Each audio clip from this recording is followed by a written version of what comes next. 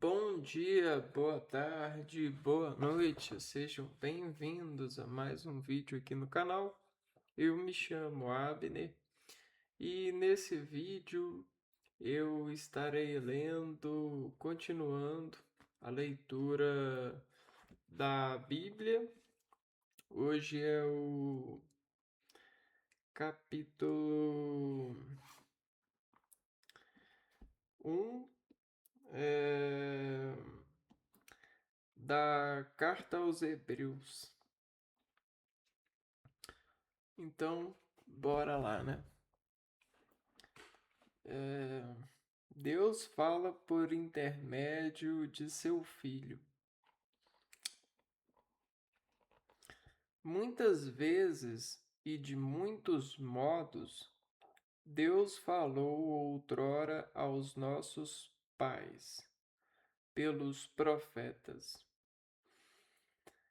Nestes dias que são os últimos, falou-nos por meio do Filho, a quem constituiu o herdeiro de todas as coisas e pelo qual também criou o universo.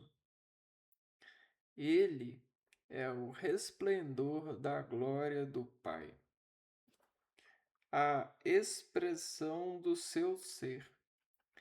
Ele sustenta o universo com sua palavra poderosa. Tendo feito a purificação dos pecados, sentou-se à direita da majestade divina nas alturas, elevado tão acima dos anjos quanto o nome que ele herdou supera o deles. O Filho superior aos anjos.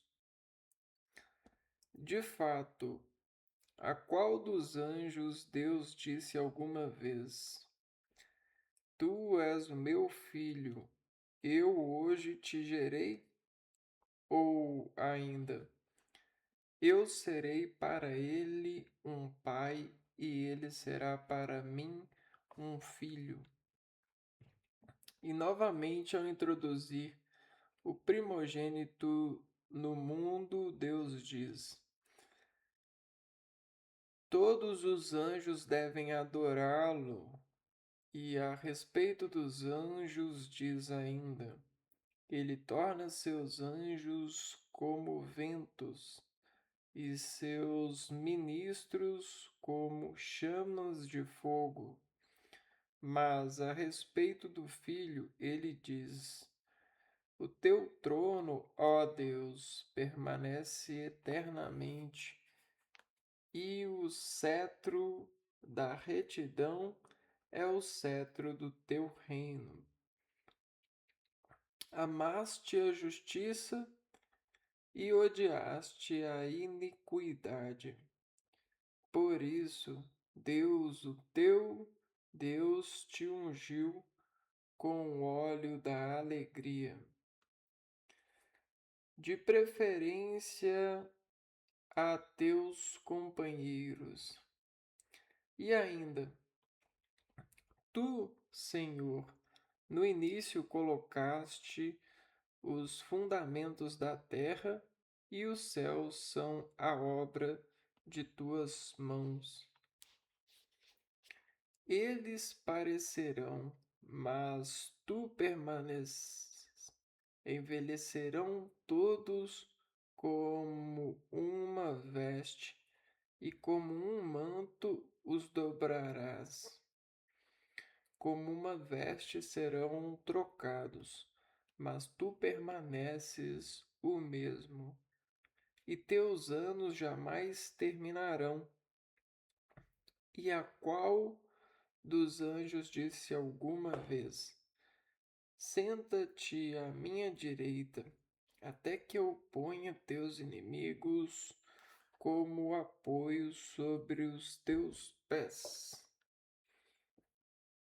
Não são todos eles espíritos servidores enviados a serviço daqueles que deverão herdar a salvação.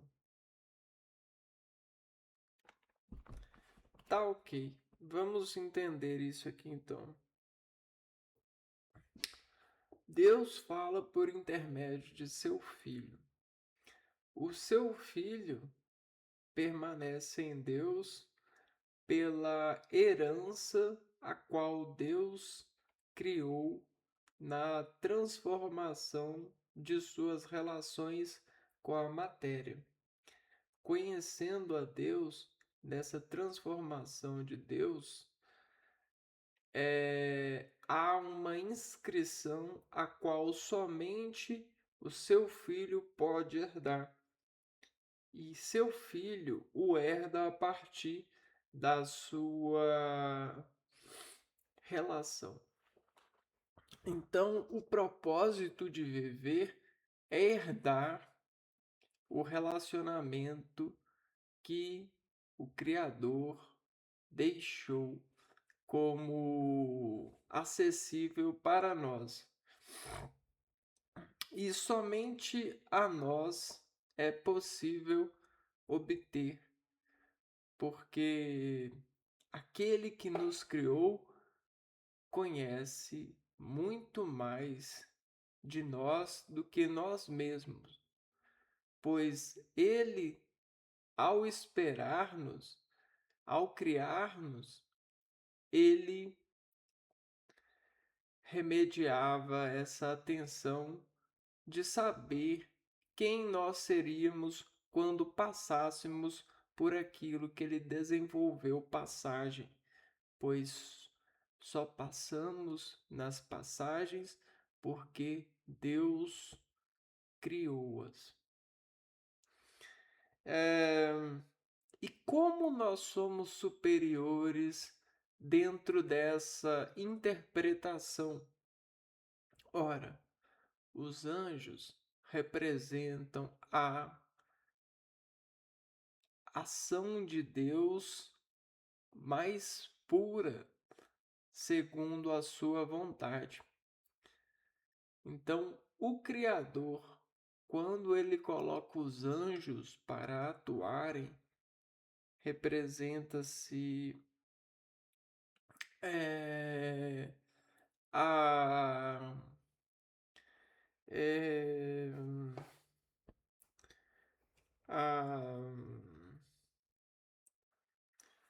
essa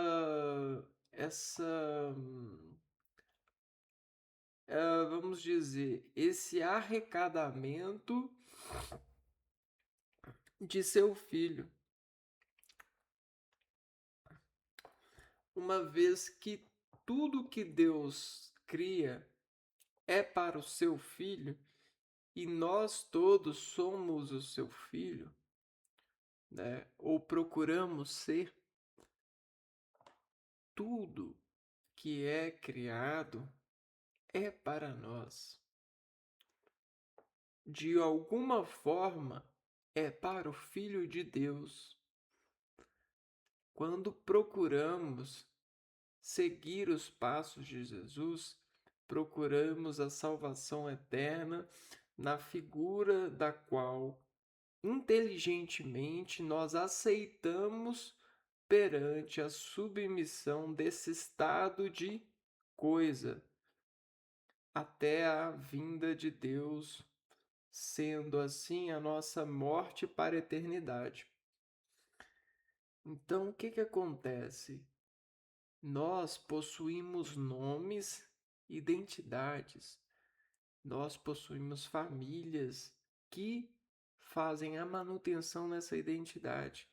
Só que essa identidade, ela é uma assonância, ou seja, é uma forma de, a partir de um som, nós mantermos-nos reconhecível aos seres que, dentro desse contrato com a vida, consolidam o amor de Deus e a representação de Jesus Cristo no nosso cuidado e mantimento sobre esse lado sagrado de pertencer e manter-se nessa luz de procedimentos, né, nessa cirurgia de vida.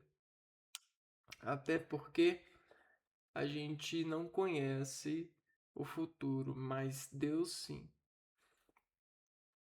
Então, o que temos com isso quando praticamos o cristianismo ou a vida para Deus? Cremos que somente Jesus é o Salvador. Jesus, então, é o Filho de Deus e nós somos salvos pela figura que Jesus representa a todos nós como um Salvador.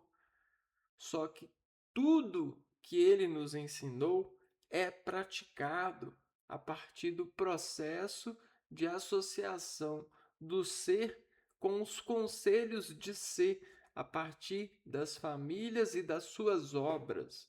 A gente chama isso de municipação. É você construir munições para atingir o estado de imunidade perante a prática de praticar o bem, uma vez que o mal é tão tentador. Ora, ninguém precisa de ser apresentado para o mal, pois o mal ele vem como uma tentação e ele se apresenta para nós a todos os instantes. Só que quando estamos sabendo de Jesus, nós enfrentamos o mal sem ao menos darmos conta do mal, pois apenas organizamos a vida para que o mal não nos afete. A organização da vida traz um bem contínuo, ou seja, uma relação mais íntima com Deus. Só que esse Deus que nós procuramos conhecimento e acessamos a esse conhecimento, ele vem da razão que nós adquirimos praticando o bem, ou seja, a organização que nos deixa sobreviver de uma maneira saudável, que ajuda-nos a resolver os problemas que são categorizados como mal ou fontes de aprendizado. Diga-se de passagem. Com a ferramenta da matemática e dos limites, por exemplo, a minha mão ela se limita a abrir dessa forma. Então eu só posso abraçar alguma coisa desse limite. Ou posso fazer uma extensão que me ajude a abraçar alguma coisa desse limite. Ou eu posso chamar alguém para estender o limite. E aprendendo sobre esse limite, a gente começou a desassociar todo esse ser na formação de produtos para sermos melhores ou mais conhecidos entre uns os outros. O conhecido é o estado do espírito que propriamente a propicia da versão de ser acionado pelo nome que lhe é dado.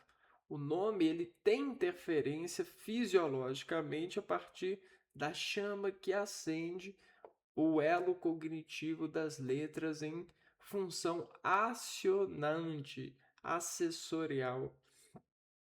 Mas o ser humano que abraça o seu nome, ele já se converte dentro desse princípio de Jesus, ou seja, do sacrifício para o bem. Quando a gente sacrifica pela primeira vez, é quando a gente aceita o nosso nome. De alguma forma, a gente se sacrifica pela escolha de ser acessível a esse nome. Só que quando a gente faz amizade e respeita os outros nomes possíveis, a gente vai arrecadando fontes de sacrifícios pelo conhecimento desses nomes que nos faz contrair sobre módulo de aproximação vetorial, ou seja, deformação na razão do estado de ser um nome, sobre o mantimento desse ser que se encarrega por acionar-se sobre essa cognição, essa fonte, né? Esse estado acessível às matérias. Então, esse é o espírito que consegue ganhar santidade pelo exercício de organização espiritual. O exercício de organização espiritual demanda vários sacrifícios. Esses sacrifícios são conexões com os estados bons da matéria, ou seja, alcançar o equilíbrio. Para isso, a gente pratica o equilíbrio. O estado de equilíbrio ele é simples, ele é a verdade.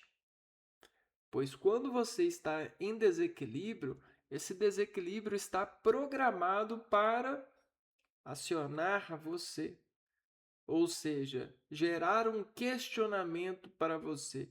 Esse questionamento, para muitas pessoas, é o estado de atividade. A pessoa ela vai e sai procurando, caçando o equilíbrio, né? E esse estado ele está na natureza já há muito tempo. Por exemplo, um estado de desequilíbrio é a fome.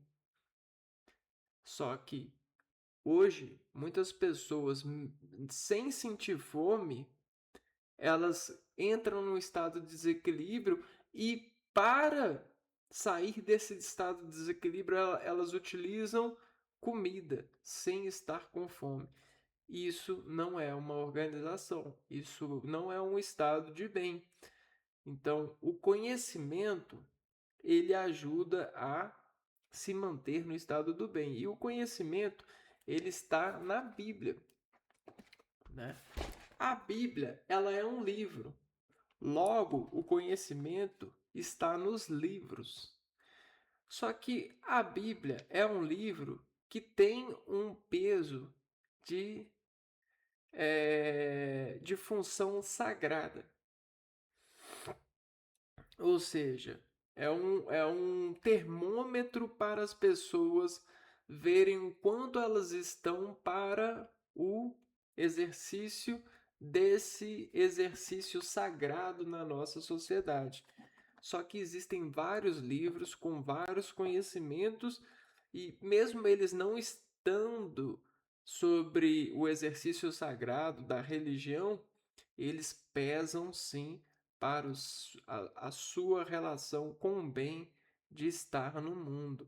Por isso, não precisa ser um intelectual da Bíblia para estar com Deus. Entendeu? Porque Deus, o conteúdo da Bíblia, o conteúdo de Deus, o exercício está em nós pela ação do Espírito Santo e pelos olhos, né? Aqui a gente vê falando assim, os olhos é, é,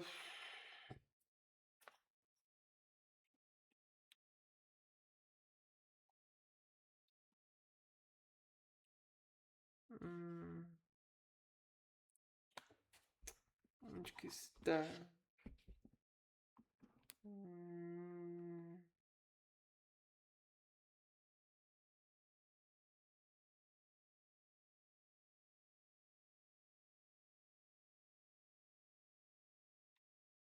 aqui, ó. Óleo de alegria, né? Deus te ungiu com o óleo de alegria. Tudo bem, o óleo aqui ele pode ser a interpretação da oleosidade, né? O sabor, né? O óleo ele é algo que ele traz uma excitação muito maior, mais intensa. Só que o óleo de alegria, né? A gente pode utilizar a referência do olho. O olho ele capta as energias transfigurando-se pela explosão de fótons, né, que gera fótons na atmosfera e é desescalada pela velocidade da luz.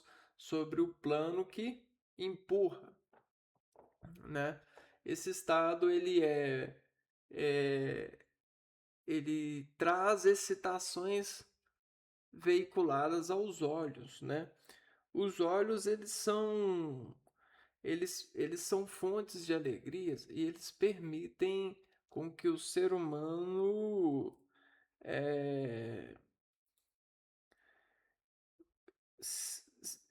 ganhe, saiba sobre a concentração, né? Entenda, ganhe progressão. Além disso, né? O nosso organismo ele tem um estado de progressão, né? A gente vive em um mundo progressivo, né? Só que essa progressão do mundo, ela é baseada nas nossas relações com o mundo. Alguém que exercita muito uma parte do corpo, ele tem uma certa progressão que está ligada a todo o seu corpo sobre aquela atividade. Então você diz um peso, uma medida, né? E aí o que que acontece? É, o anjo, é, ele acredita, né? É um dever do anjo amar o Filho de Deus, porque tudo que o anjo protege, tudo que o anjo faz é para a vinda desse filho, a vinda desse ser. Então, tudo que o anjo faz para você ou ao redor de você é para que o Filho de Deus surja. E ele prepara para que ele venha a você, assim como vem a todos que acreditem. É...